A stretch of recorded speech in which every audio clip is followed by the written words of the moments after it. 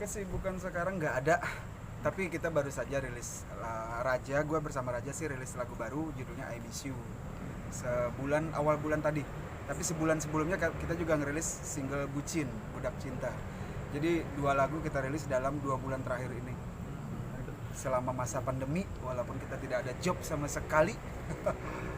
Nah di saat lagi sepi job seperti ini pandemi, apa yang Ayan itu? Apa untuk coba untuk ke bisnis kuliner kah atau apa? Kalau baru bisnis sih nggak ada sama sekali bisnis, hanya coba untuk bertahan dalam situasi kondisi seperti ini. Seperti apa mungkin Bertahannya ya dengan apa yang ada, mungkin ya kan nggak ada manggung kosong, kita nggak ada job, ya mungkin kalau sekadar virtual sih ada lah beberapa, tapi tidak seperti yang sebelum-sebelumnya yang sebelum masa pandemi. Jadi ya kita manfaatkan apa yang ada aja lagi akhirnya. Tidak bisa over kayak yang sebelumnya, gaya hidup pun udah berubah. Sekarang itu hanya berdasarkan kebutuhan, bukan intinya kebutuhan aja, bukan hal-hal yang lain lagi. Gaya hidup lu berubah berapa persen, terus biasanya mungkin ada hura-hura atau apa sih untuk gaya hidup lu, dan sekarang seperti apa gitu? Kalau hura-hura gue sih memang notabene bukan anak band yang seperti yang kebanyakan, bukan suka nongkrong dan lain-lain, tapi setidaknya gue biasanya kalau weekend gak ada acara gue bersama keluarga keluar. Itu kan pasti ada hal-hal yang kita lakukan bersama keluarga. Pengeluaran biaya dan lain-lain ada, tapi sekarang coba karena memang kondisi kita mau kemana juga, ya udah di rumah aja gitu. Sempat pengen lelang kacamata seperti itu? Sempat terpikir, dan itu juga sudah dari teman-teman di internal aku juga banyak sudah sounding, udah kita coba aja yuk. Kalau memang gue bilang sih tunggu dalam masa beberapa bulan ke depan deh, kalau memang terpaksa mau nggak mau ya kita coba. Karena kan gue bersama Raja itu identik dengan kacamata hitam, dan kita pernah event beberapa waktu yang lalu ada satu acara yang dimana dia galangan dana kacamata, gue diminta untuk mau nggak, ya udah gue coba ikutan, disumbangkan kacamata salah satu, dan itu alhamdulillah sih terjual hampir 200 juta saat itu. Nah mengacu dari situ anak-anak sempat terpikir, Yan kita coba aja yuk, kalau kondisi kayak gini. Ya gue juga berpikir ya kalau memang dalam 1 bulan 2 bulan ke depan kondisi masih sama, kita tidak ada income sama sekali, ya mau apa yang ada kita coba. Mungkin kalau kayak player yang lain dia bisa bass atau gitar atau apa, gue mikrofon gak mungkin. Ya udah kacamata yang orang kebanyakan pengen memiliki. Emang ada berapa Mas Yan kacamata koleksi? Kacamata gue nggak dihitung karena gue selama puluhan tahun itu kalau lagi pergi, nah perginya gue kan nggak bisa terhitung, tapi itu selalu ada yang gue beli kacamata itu.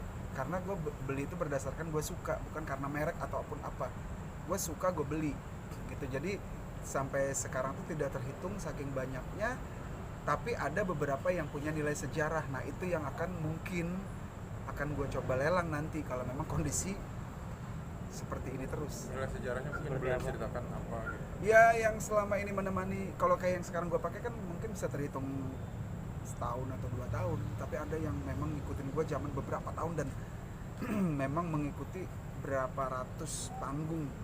Kacamata yang memang sudah selalu karakter gue banget. Kalau yang sekarang ini kan memang agak sudah berubah. Ada yang dulu di saat Raja lagi benar-benar tur panjang, nah dia yang menemani. Nah itu yang sejarah itu yang mungkin nanti akan gue coba pertimbangkan. Mungkin ada target bisa dapat berapa dari satu kacamata bersejarah itu, Bang? Kalau mengacu dari yang pernah gue bilang waktu kita penggalangan dana itu sampai 200 juta nilainya. Ya mungkin nggak akan jauh dari situ. Itu tergantung kepada peminat lah ya. Siapa tahu ada peminat yang mungkin dia rasa pengennya tinggi dan rasa sosialnya juga tinggi, pengen membantu sekalian, ya kenapa. Aku sih nggak target. Untuk pasar marketnya tuh ke umum atau ke fansnya Raja atau gimana? Untuk jual itu? Siapapun yang mampu dan berminat gitu. Ya ada nggak 1000 ya koleksi lu? 1000 sih nggak nyampe. Nggak nyampe ya. 1000 sih nggak nyampe. Kalau 1000 numpuk kamar gua udah. Tapi ada artis nih lelang celana dalam, nah kalau cuman kacamata maunya ya. Tapi enggak, beda sih ya, konteksnya beda sih. Kalau yang celana dalam kan kalau perempuan ya beda lah. Kalau laki siapa sih yang mau beli? Tapi Tapi kan ini yang gue bilang tadi punya nilai sejarah, yang benar-benar punya nilai sejarah terhadap Dian Kasela dan Raja kacamata hitam itu nanti. Mas Ian, kalau yang 200 juta itu dari harga berapa belinya mungkin sehingga Itu sih memang lumayan branded juga, lumayan branded, dan kebetulan memang itu di event yang dimana orang-orang besar lah ya yang hadir, artinya orang-orang yang mampu. Karena waktu itu memang acaranya juga acara makan malam, bukan acara konser biasa. Raja hadir di acara makan malam dan pelelangan, dan itu dadakan tiba-tiba gimmick. Gua ditodong, tanda kutip gue ditodong, Mas Ian kita lagi acara begini. Iya saya paham, makanya kita mau juga support. Nah sekarang dari pribadi Mas Ian apa nih? Gue sempat lirik kiri kanan, apa mikrofon nggak mungkin. Ada yang teriak kacamata, oh oke. Wani Piro berani berapa? Oh udah tuh mulai di close di situ, di harganya hampir 200. Gue lupa sih hampir 200 saat itu sih. tapi pengalaman pribadi ada gak pernah ditawar di luar lelang gitu kacamata? Ada di juga, jalan? tapi itu gua nggak, karena gue juga tidak menanggapi serius. Gua nggak tahu dia apakah bercanda atau tidak. Cuman pernah ada, Yan gue mau bayarin kacamata, karena gue menganggap tidak terlalu serius, jadi gue tidak tanya berani berapanya gitu. Yan, ini kan saat covid gini kan orang mungkin kacamata agak takut ya. Nah menurut lu seperti apa?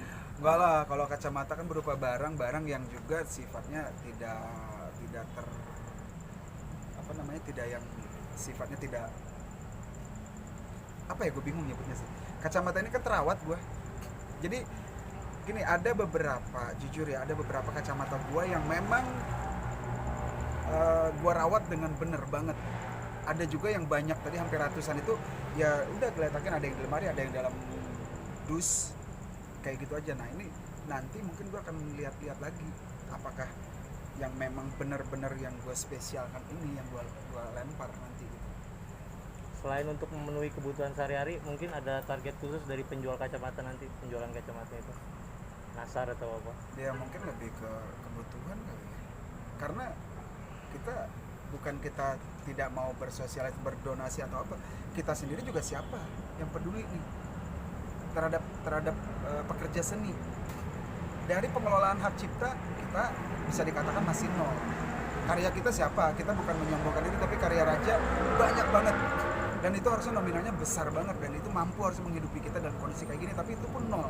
Nah sekarang mau nggak mau panggung nggak ada, ya mau nggak mau kan kita dari barang koleksi yang kita coba lempar, dan itu memang untuk menutupi kehidupan, bukan untuk berpoya-poya untuk disumbangkan kemana-mana. Ya kita sih gini, kalau gue selalu bilang sama teman-teman, yang bisa Raja berikan mungkin hiburannya lah.